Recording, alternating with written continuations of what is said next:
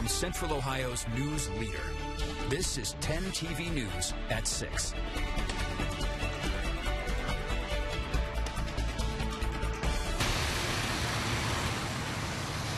Rain, go away. It rained this morning, it rained this afternoon, and it is raining tonight. That we don't have to tell you. Parts of Central Ohio just can't catch a break, though, and others could be dealing with some dangerous flooding.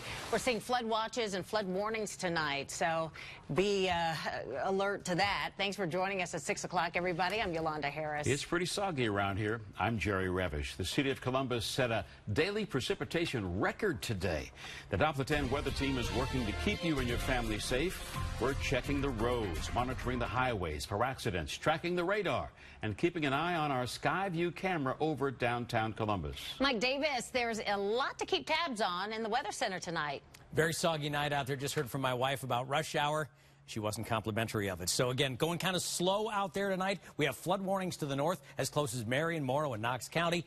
Those are all until further notice. And remember, water levels rise long after the rain stops. So the flood watch remains in effect right now for us till 2 in the morning because the rain, although it's tapered off a lot, it's not quite done yet. Don't expect it to get super heavy, but it might pick up a little bit as we get later on this evening. Here's live Doppler 10 radar, and it's relatively quiet here at the moment. Showers off to the north and west, but the stuff that was in Delaware County, most of Franklin County, Madison, and Union counties have cleared out, if not cleared up. But there's still plenty of rain back to the west. It'll work its way through here later on this evening, so we are not done yet. But the steady rain gradually does end. Patchy fog and cooler overnight tonight, and a few stray showers possible early tomorrow. Not anything like today. Meanwhile, 58 degrees. The relative humidity is better, believe it or not, at 90%. So, again, it has been not the best day out there at all. Meteorologist Ross Caruso is out and about, kind of taking a look at the roads and hopefully guide you home safely here on this Thursday evening. How we looking, Ross? Hey, Mike, not too bad. Things have cleared up quite considerably. We're on 270 now on the south side of town, just past through Grove City, heading towards Groveport.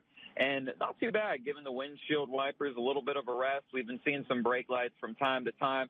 And I tell you what, pretty much if you're east of I-71, getting a nice break from the rain, but something that we've been talking about even the past couple days, even looking at the radar, some spots have been dealing with some very light rain, perhaps some drizzle as well. And a lot of times, especially the further you are away from the radar, some of that rain happens to slip beneath the cracks, as I like to say, just because typically shoots at an angle. You get those low-level clouds. You see the rain. It's outside, but it's not popping up on the radar. So, of course, that's something that we're going to be talking about through this evening. So really just dealing with your basic traffic here on 270 as we're heading through just the evening commute. So hopefully you don't run into any issues out there. But, of course, take your time, and especially not so much on the highway, but as you're heading back to your home, with those leaves beginning to fall off those trees and the wet roads that we have out there, that'll make the roads a little extra slick. So just take your time and make sure you tune in, because Mike will let you know exactly when this rain's going to come to an end and when we're finally going to see some more of that sunshine, guys. All right, thank you, Ross, for the update.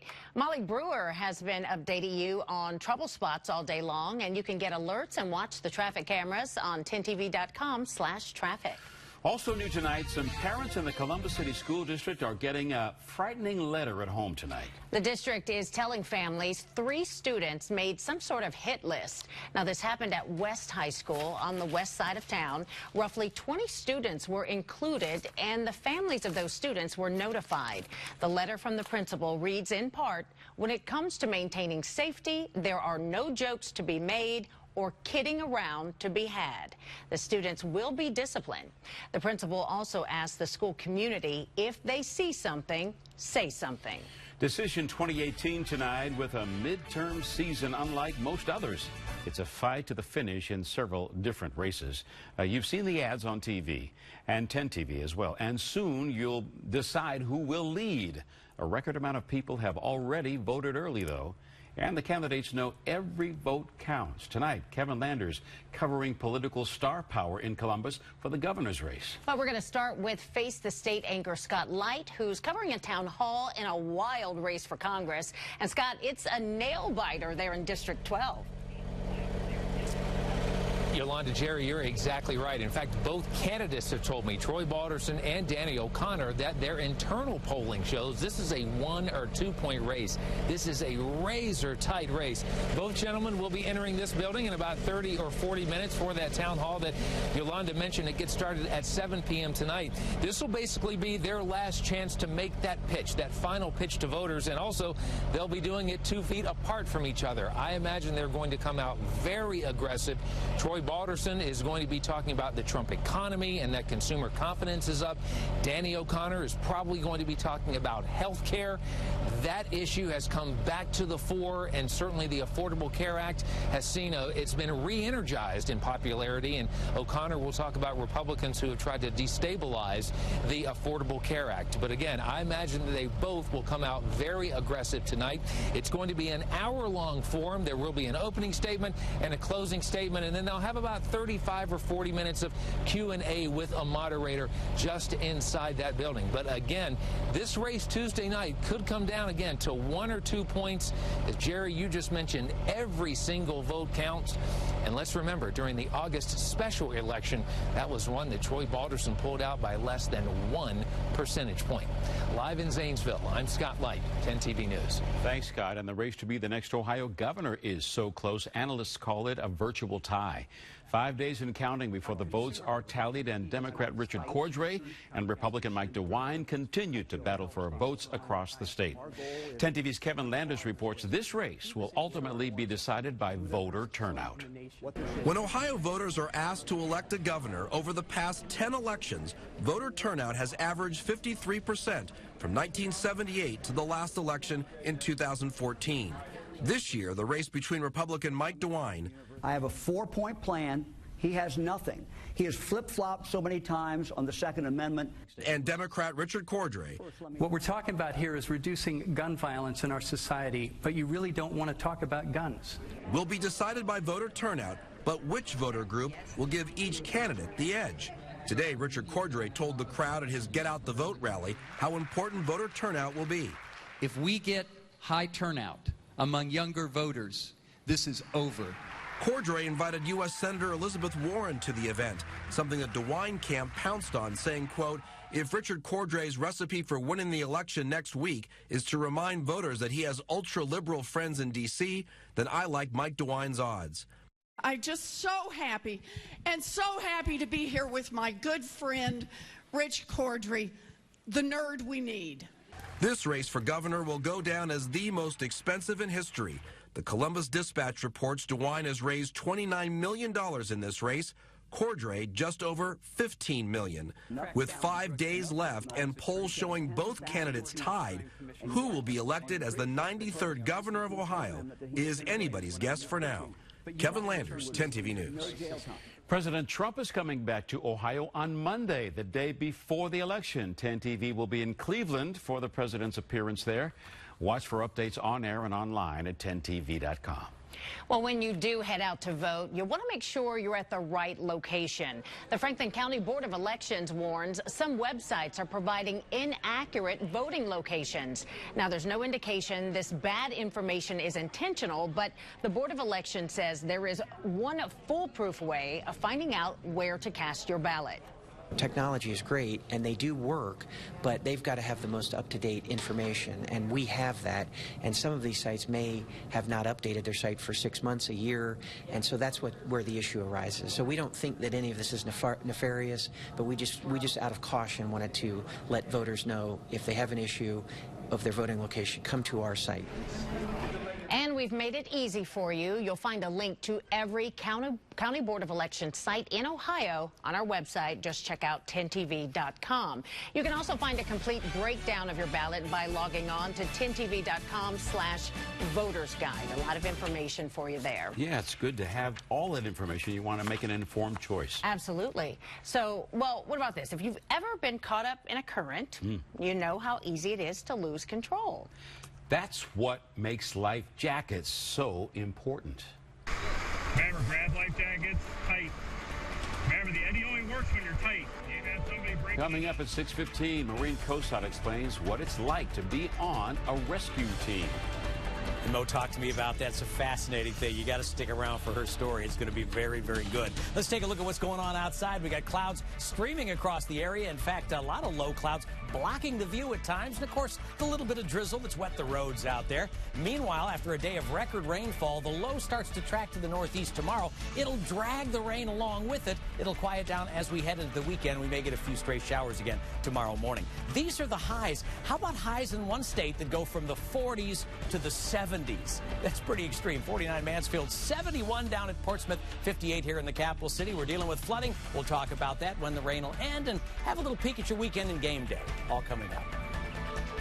10 TV's Digital Broadcast Center is sponsored by Lindsay Honda.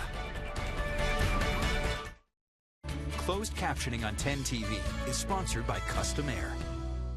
Under Ted Strickland and Richard Cordray, Ohio was breaking records. The wrong ones. Highest unemployment in nearly 30 years. 400,000 lost jobs. One of the largest tax increases in Ohio history. Strickland and Cordray left the state with 89 cents in the rainy day fund and an $8 billion hole in the budget. Strickland and Cordray, a broken record of failure Ohio can't afford. Again, RGA Right Direction PAC is responsible for the content of this advertising. The Washington elite, the D.C. swamp. They won higher taxes, government-run health care, and liberal Danny O'Connor. Because O'Connor opposed the tax cut plan which saves the average family of four over $2,000 per year. And O'Connor supports cutting billions from Medicare, hurting Ohio seniors who need it most. So in this election, stand up to the elite. Say no to the D.C. swamp. Vote against liberal Danny O'Connor. America First Action is responsible for the content of this advertising. All my life, I've fought to protect Ohio families, keeping children safe, demanding justice for victims when they didn't have a voice, and taking on the drug companies when they caused untold suffering. As governor, I will bring people together to solve problems. I will fight to give every child the chance to succeed. We will bring more and better jobs to Ohio and give hope to those with addiction. Our best days are ahead of us. Let's move forward together. Health insurance costs up nearly 130% in 5 years. And Louise Valentine is part of the problem. Valentine's State Senate campaign is bankrolled by groups who put drug companies and profits ahead of us. Andrew Brenner will stand up to the drug companies and make health care more affordable. A leader in Central Ohio's growing economy, Andrew Brenner is backed by law enforcement, teachers, business, and labor leaders. Andrew Brenner for State Senate. We finally have America moving forward. Because of our tax cut and government right-sizing, unemployment's at a 49-year low. There are more open positions in America than job seekers, and wages are rising. Why would anybody want to go back to the tax and spend and big government policies that gave us unemployment and economic decay? Ohioans are some of the hardest working people I know. There's no limit to what we can do. Steve Stivers for Congress. I'm Steve Stivers, and I approve this message. Doppler 10 Weatherbug is sponsored by Kemba Financial Credit Union, a better way to bank. Stay with us as we journey toward a cancer-free world with the James, coming up on 10 TV. Tomorrow on 10 this morning, big bumps in the road. Potholes like these are damaging cars all over Columbus. The steps you can take to get it fixed without paying a dime. Hi there, I'm Angela Ann. And get ready to get blasted with everything election related. As we head into the final full weekend before the midterms, how do you know the good from the bad when it comes to the social posts, the emails, and the online ads? We'll break that all down for you tomorrow on 10 this morning, starting at 4:25. We're under flood watches and warnings tonight, and anytime flash flooding swallows a roadway or a swift current tempts a daring kayaker, there is a risk to that. Today, 10 TV teamed up with the Ohio Department of Natural Resources as officers took the plunge into freezing water. Our Maureen Kosat shows us a rescue in a worst-case scenario. A small army of Ohio's natural resource officers invited 10 TV to tag along for a day on the river. Swiftwater training.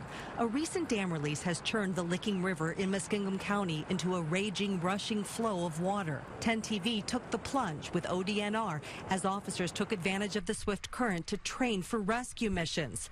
With 3 to 4 inches of rain in the forecast, it could pay off sooner rather than later. We're kind of on, not alert, but we're, watching the weather, and if there's a call for flooding, a lot of our officers are ready to go. We waded into the river in a pyramid formation to help us withstand the current. As often as 10 TV has warned against sudden drop-offs in Ohio's rivers, nothing can prepare you for the rocky terrain. Giant step up, then fall in a hole. Every other step an ankle twister. You guys starting to feel it on your legs now? All the while knocked off balance by the current.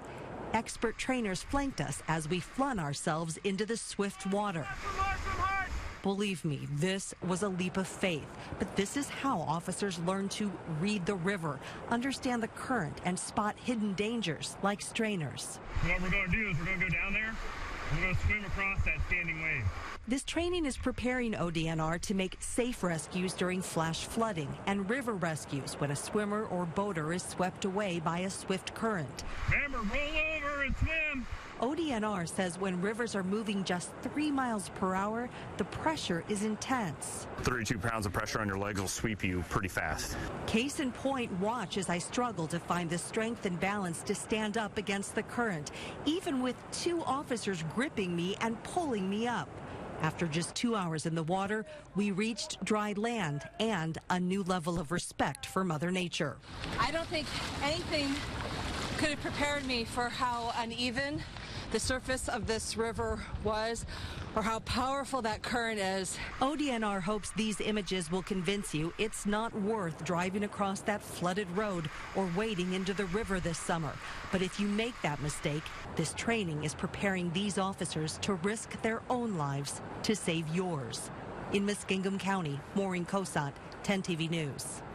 Well, that's really some scary stuff when you think about she had a flotation uniform on, and then people who don't have any of that stuff get their cars stuck in that water and you're toast. And unpredictable currents, she said. 6 inches of water could bowl you over. She says it's just amazing the force it exerts on your body. It's one thing to talk about it, but it was another, she said, to actually be in the water and experience it. And it's like, that'd be frightening. I think it shakes you up a little bit, you know? So respect the water and be very cautious if you're out and about tonight, especially with the water levels rising out there. So we'll start with the flood warnings. They're mainly off to the north. They're already in Muskingum County tonight, even though the water levels are pretty good just about everywhere. But as you go north into Knox County, Marion, and Morrow counties, and all the way up to the northeast, local flood warnings continue, mostly along rivers, creeks, and streams. But again, lots of high water on some of the roadways out there as well. Flood watch, at least here in central Ohio, goes till 2 o'clock tomorrow morning. The rain has tapered off dramatically. It's not done yet. It won't be anything like what we saw earlier today, but we're not done. We've already got record rainfall in the books for today, the first day of November, getting off to a very soggy start. The rain has lifted out of our area at the moment, but off to the north and northwest, you've got some stuff still up in Crawford and Wyandotte counties, all the way over toward Mansfield as you go into Richland County, but it's all very light. And back to the west, you see light rain here from south of Rush Creek, right through Bellefontaine, all the way down to St. Paris, in and around Urbana, but it's mostly maybe drizzle or sprinkles, nothing really heavy at the moment. However, there's plenty of rain back to the west. It's going to move through later on tonight before tapering off in the early morning hours. Good news, the steady rain gradually coming to an end. Patchy morning fog tomorrow because the air is still pretty saturated, and a few stray showers as we go into the day tomorrow. Right now, looking okay. It's 58, southeast winds at 6. Humidity is about 90%, and we had a ton of variety temperature-wise today. I was using the regional map, but now I want to show you the state one just to show you that front kind of splits Ohio in half. So notice this is the area with the flood watch. This is the area that doesn't have it. The front's gone past. But look at the temperatures, mid-40s, even Findlay's 47, Mansfield 44, but Columbus is 58, and right now Portsmouth is 71 degrees and Marietta is 68. So pretty big variety as that cold front just hovering in the middle part of the state. So the rain's ending, patchy fog tonight, about 44 tomorrow morning, which isn't that bad for this time of year at all, especially now that we're going to have to get used to talking about November weather.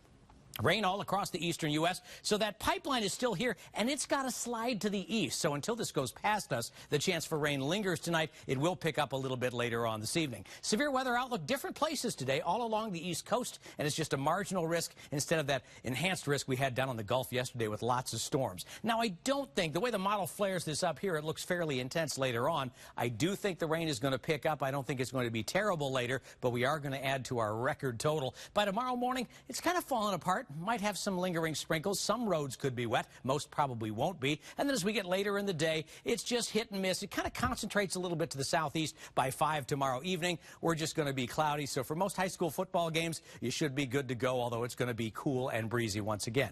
Another game coming up after a 2-week break. Nebraska comes to Ohio State noon Saturday at Ohio Stadium. We're talking about 50, dry, a little bit cool for the season. The morning low is going to be in the upper 30s for you early tailgaters. So as we look at things, we do bounce back nicely over the weekend. Low 50 Saturday, almost 60. We could hit 60 Sunday. Morning lows are going to be in the upper 30s. Monday we're back to 60, but the chance for showers comes back in. Tuesday is our rainy day. What else is Tuesday? Oh yeah, election day. So it's going to be kind of soggy, not a washout, and highs are in the low 60s. So maybe a little bit like trick or treat, and you can decide what we end up with. Wednesday, Thursday, we fall back into the 40s. Doppler 10-10-day outlook. Well, a little cool by the end of next week, feeling more November-ish. Ooh. It's just weird that now it's November. That's what we're in, November 1st. Yep. Time is flying. It really is. Yeah. And it's already time for Dave. Well, you know, it is the 1st of November, and that means the final month of the college football season is officially underway. Time now for the Buckeye Blitz, sponsored by Universal Windows Direct. Urban Meyer loves to say November is for champions. But the end of October was time for some serious self-reflection. The Buckeyes coming off that embarrassing loss to Purdue. But after 2 weeks to think about it, they are ready to take the field this weekend against Nebraska. Ohio State still has plenty of goals out there, but they are choosing to worry about the short term for now.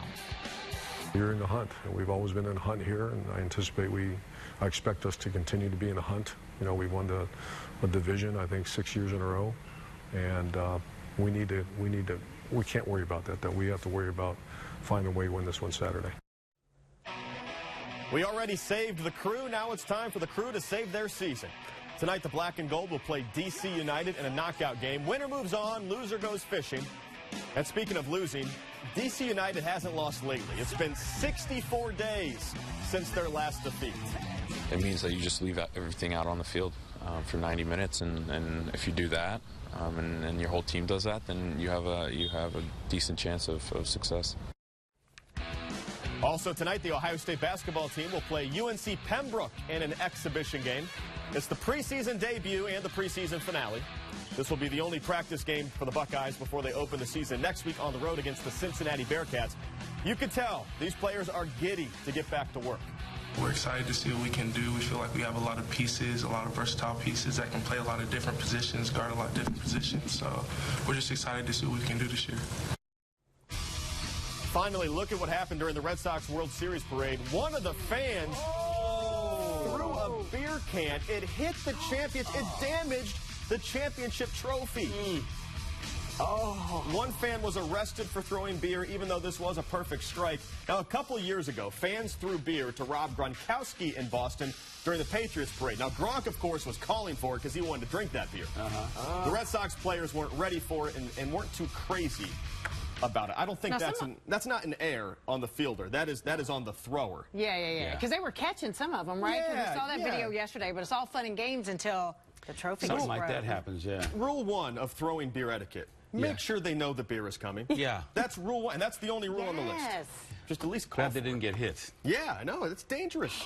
All right. Thank you, Dave. Yeah. We'll be right back with a final check of your forecast. First, here's Jeff Glor with what's ahead on the CBS Evening News. Hey, Jeff. Hi, Jerry and Yolanda. Tonight on the CBS Evening News, the president says he has a new set of rules on asylum and immigration. Oprah Winfrey's campaign visit to Georgia, and the disturbing rash of school bus accidents just this week.